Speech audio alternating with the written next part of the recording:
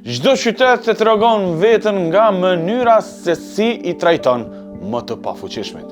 Në Kosovë, këtë tregim e shohim çdo ditë në rrugë. Po flas për qent e ndacakt që nuk janë një problem që në shfaq papritur. Ky problem vjen si pasojë e njerëzve që i braktisën qent, e institucioneve që reagojnë vetëm kur kamera ndizet, dhe ligjeve që ekzistojnë, por rrallë zbatohen.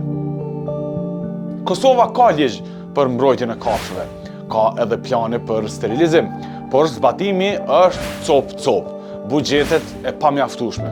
Edhe, në fund, askush nuk mban përgjegjësi reale për braktisjet e qenve, që më pas shndrohen nga qeni i shtëpisë në qen e ndacakt. Ndërkohë, Holanda, për shembull, e kishte të njëjtin problem, mirë po, dekada më parë. Ata zgjedhën një qasje tjetër. E bëri braktisjen vepër të dënueshme, kaq seriozisht, kështu po flas edhe me burg, vendosi taksa të larta për pronarët që nuk e sterilizojnë qenin. Çdo qen u regjistrua, i është vendos mikroçipi dhe sterilizimi u bë sistematik, i financuar dhe afatgjatë. Atje, shteti, komuna dhe organizatat punuan së bashku. Jo për një fushat, po për një zgjidhje. Për dallim prej Kosovës, në Holand një qen është përgjegjësi ligjore, e në Kosovë është problem që endet rrugëve.